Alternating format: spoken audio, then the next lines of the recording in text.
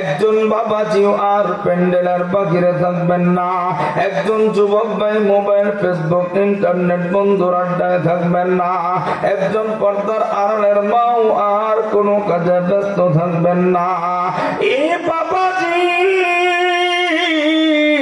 আজকের মাহফিলটা এলাকার জন্য রহমত, এই এলাকার জন্য বরকত হতে পারে। আমার আল্লাহ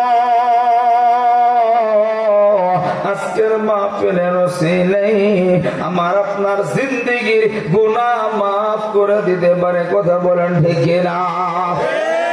আরো জবান খুলে আওয়াজ দিয়া বলেন ঠিক না? এ বাবাজি,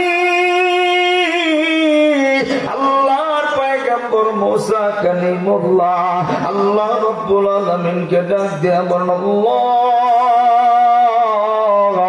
আপনি আমাকে ওসিয়ত করুন, উপদেশ দিন। আল্লাহ রাব্বুল আলামিন ডাক দিয়া বললেন, মুসা আমি তোমাকে আমার সন্তুষ্ট অর্জনের ওসিয়ত করেছি।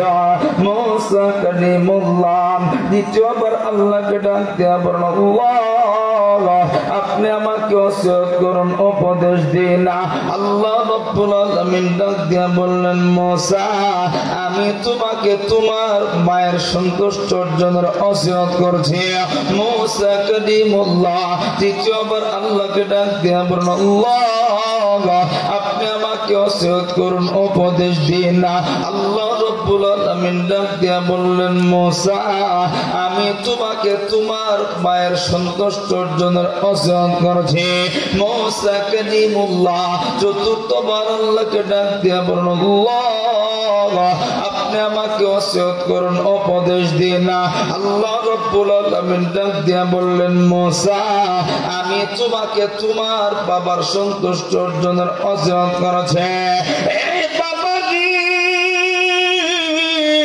এইখানে আল্লাহ রাব্বুল আলামিন সর্বপ্রথম মুসা পয়গম্বরকে আল্লাহর সন্তুষ্ট অর্জনের কথা বললেন। দ্বিতীয় নম্বরে মা বাবার সন্তুষ্ট অর্জনের কথা বললেন। এখান থেকে বোঝা যায় শুধুমাত্র আল্লাহকে সন্তুষ্ট করলে চলবে না, শুধুমাত্র নামাজ আদায় করলে চলবে না, শুধুমাত্র কুরবানি দিলে চলবে না, শুধুমাত্র যাকাত দিলে চলবে না, শুধু রমজানের রোজা রাখলে চলবে না।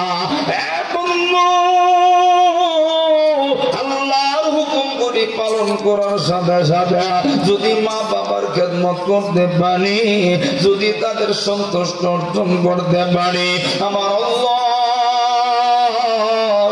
আমাকে আপনাকে কবুল করে নেবে, জান্নাতের মেহমান বানায় দিবে। আর যদি শুধুমাত্র আল্লাহর গোলামি করি, বাবা মাকে যদি অসন্তুষ্ট রাখি, আমার আপনার ইবাদত দিয়া আল্লাহর তৈরি জান্নাতে যাওয়া যাবে না, আল্লাহকে সন্তুষ্ট করা যাবে না। আমার যুবক ভাইরা, বৃদ্ধরা, পর্দার আড়ালের মারা, মা বাবার খেদমত কতটা গুরুত্বপূর্ণ, মা বাবার খেদমত কতটা ফজিলতপূর্ণ। আল্লাহর নবীর সাহাবী খলিফাতুল মুসলিমিন হযরত ওমর ইবনুল খাত্তাব রাদিয়াল্লাহু আনহু বর্ণনা করে, আল্লাহর নবীর সামনে একজন যুবক বসা। আল্লাহর নবীকে ডাক দিয়ে কই, নবীজি আমি যুদ্ধের ময়দানে যাব, জিহাদের ময়দানে অংশগ্রহণ করব। আল্লাহর নবী ডাক দিয়ে কই, যুবক তোমার বাবা মা কি জীবিত আছেন? যুবকটা ডাক দিয়ে কই, নবীজি আমার বাবা মা জীবিত আছে। আল্লাহর নবী ডাক দিয়ে কই, যুবক তাইলে তুমি তাদের মাঝে জিহাদ করো, অর্থাৎ তাদের সেবা